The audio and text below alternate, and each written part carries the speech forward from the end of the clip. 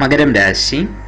ഉത്രാടം നക്ഷത്രത്തിന്റെ അവസാന മുക്കാൽ ഭാഗവും തിരുവോണവും അവിട്ടം നക്ഷത്രത്തിന്റെ ആദ്യ പകുതി ഉൾച്ചേർന്നിരിക്കുന്നതായ മകരം രാശിക്കാർക്ക് മൂന്നാം ഭാവത്തിലായിട്ട് കേതുവും, അഷ്ടമത്തിൽ വ്യാഴനും ചൊവ്വയും ശുക്രനും, ഒൻപതാം ഭാവത്തിൽ ബുധനും സൂര്യനും രാഹുവും, ഒക്ടോബർ 18 ശേഷം ആ സൂര്യൻ കർമ്മസ്ഥാനത്തിലും 11ാം ഭാവത്തിൽ ശനിയും സഞ്ചരിച്ചുകൊണ്ടിരിക്കുന്നതായ ഒരു കാലഘട്ടമാണിത്.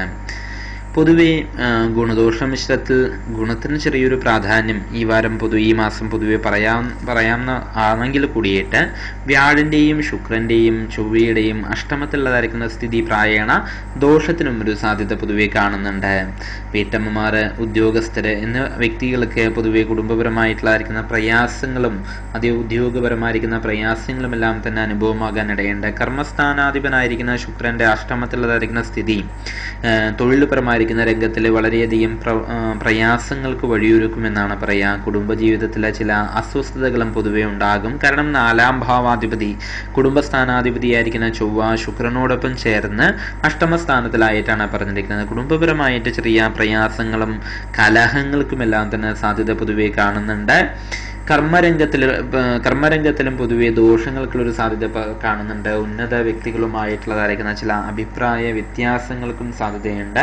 എങ്കിലും ചില അപ്രതീക്ഷിതമായിരിക്കുന്ന അവസരങ്ങൾ മൂലം ചില കാര്യങ്ങളെല്ലാം തന്നെ ഈ മാസം നടന്നേക്കാനും സാധ്യത പൊതുവെ കാണുന്നുണ്ട്.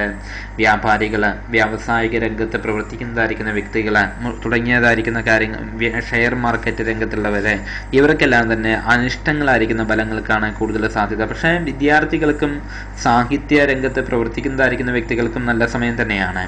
ഉപരിപഠനത്തിനും പൊതുവെ സാധ്യതയുണ്ട്. വിദ്യാഭ്യാസാനന്തരം തൊഴിൽ അന്വേഷിക്കുന്നതായിരിക്കുന്ന വ്യക്തികൾക്കും അർഹമായിരിക്കുന്ന ജോലി ലഭിക്കാനുള്ളതായിരിക്കുന്ന ഒരു സാധ്യതയുണ്ട്. അതുപോലെ തന്നെ വിദേശയാത്ര ഉദ്ദേശിക്കുന്നതായിരിക്കുന്ന വ്യക്തികൾക്കും അവസരങ്ങൾ ഉണ്ടാകും.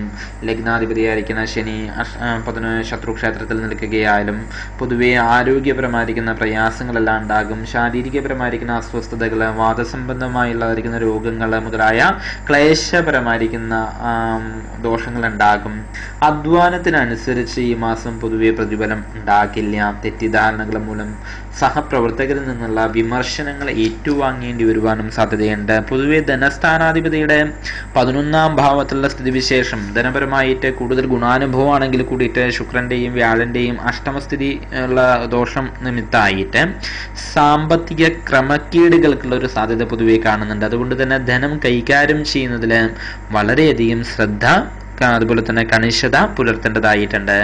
ദോഷപരിഹാരാർത്ഥമായിട്ട് ഭഗവതിങ്കിൽ ഭാഗ്യസൂക്ത പുഷ്പാഞ്ജലി വഴിപാട് നടത്തി പ്രാർത്ഥിച്ചു വരുന്നത് ഗുണം ചെയ്യും. മകരം രാശി. ഉത്രാടം നക്ഷത്രത്തിന്റെ